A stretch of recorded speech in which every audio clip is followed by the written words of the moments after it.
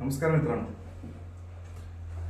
Social मीडियावरती आपण एक वेगवेगळ्या प्रतिक्रिया देत असतो आणि त्या प्रतिक्रिया देत असताना परवा एक प्रतिक्रिया बघायला मिळाली. RIP म्हणजे मृत व्यक्तीला श्रद्धांजली देण्यासाठी RIP या शब्दाचा वापर केला जातोय. पण ज्याने ज्याने RIPचा मेसेज केला त्या सर्वांना मी विचारलो की भाऊ RIP म्हणजे काय. तर लोक म्हटले की RIP म्हणजे भावपूर्ण श्रद्धांजली.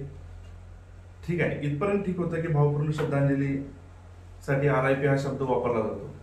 पण RIP म्हणजे नेमकं काय, RIPचा अर्थ काय आणि तो का वापरला जातो या संदर्भात कुणालाच माहिती नाही.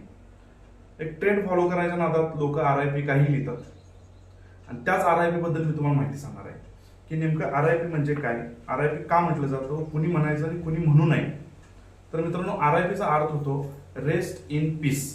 हा त्याचा लॉंग फॉर्म झाला, शॉर्ट फॉर्म आहे RIP, रेस्ट इन पीस. आता असं का म्हटलं जातं रेस्ट इन पीस आणि कोण म्हणतं असं RIP. तर मित्रांनो, ख्रिश्चन धर्म असेल किंवा मुस्लिम धर्म असेल, या धर्मांमध्ये त्यांच्या संस्कृतीमध्ये परंपरेमध्ये अशी त्यांची धारणा आहे की मृत व्यक्ती जी आहे तिला तिथं दफन केल्यानंतर कयामतचा दिवस म्हणजे मुस्लिममध्ये रोज ए मशर असं काय तर त्याचं नाव आहे आणि ख्रिश्चनमध्ये जजमेंट डे असं काय तर त्यांचा तो दिवस आहे, म्हणजे निर्णायक दिवस.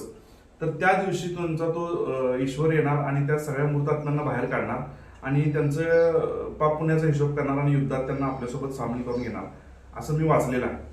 मला इथं कुठल्याही धर्माला नाव ठेवायचं नाही, कुठल्याही धर्माला वाईट म्हणायचं नाही, पण प्रत्येक धर्माची आपापली एक विचारसरणी असते, एक पद्धत असते.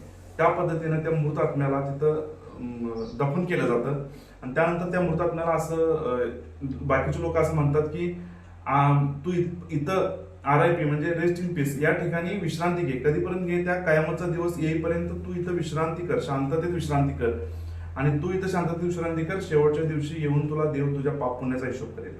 आता आमचा हिंदू धर्म काय सांगतो, तर हिंदू धर्म सांगतो की हे सर्व हिंदू धर्माला मान्य नाही, कारण ख्रिश्चनांना आणि त्या म्हणजे आदर धर्माला पुनर्जन्म आणि स्वर्ग नरक याच्या कल्पना कशा आहेत मला माहित नाही. पण हिंदू धर्मामध्ये श्रीमद श्री भागवत गीतेमध्ये श्रीकृष्णांनी अध्याय 2 श्लोक क्रमांक 22 आणि 23 मध्ये काय सांगितलेलं आहे की आत्म्याला कुणीही मारू शकत नाही, आत्म्याला कोणी कैद करू शकत नाही, आत्मा नष्ट होऊ शकत नाही. आत्मा ही एक ऊर्जा आहे आणि ते आपण जसे कपडे बदलतो तसे आत्मा ही शरीर बदलत असते आणि जी पवित्र आत्मा आहे, जे चांगलं कर्म करते, ती या जन्म मृत्यूच्या फेऱ्यातून मुक्त होते आणि सद्गतीस प्राप्त होते. त्यामुळे अर्जुनाला सांगितले की तू कुणाला मारायला नाहीस, तरी शरीर नाशवंत आहे, इथं नष्ट होणार आहे, आत्मेला कुणीही मारू शकत नाही.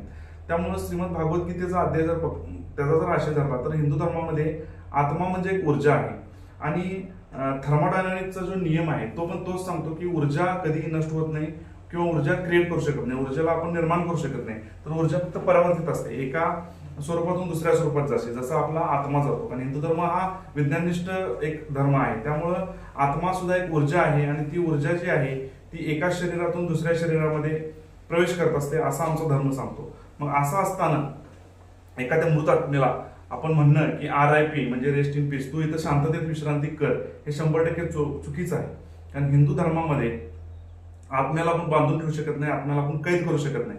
तर ज्यावेळी माणसाचा मृत्यू होतो त्यामुळे त्यावेळेला तो आत्मा भगवंतात विलीन होतो, भगवंतापाशी जातो. मग त्याचं पाप पुण्य काय असेल त्या हिशोबाने त्याचं पुढच्या ज्या गोष्टी असतात त्या होतात आणि हे शरीर जे आहे ते पंचतत्वापासून बनलेलं आहे आणि याला पंचतत्वात विलीन करायचं म्हणजे अग्नीचं स्वाधीन करायचं आणि हे अग्नी आपल्याला हे पंचतत्वात विलीन करते. राहिलेली जी असते ती नदी वगैरे नदीत वगैरे आपण ती सोडतोय आणि हे शरीर पंचतत्वापासून बनलेलं पंचतत्वात विलीन करतोय.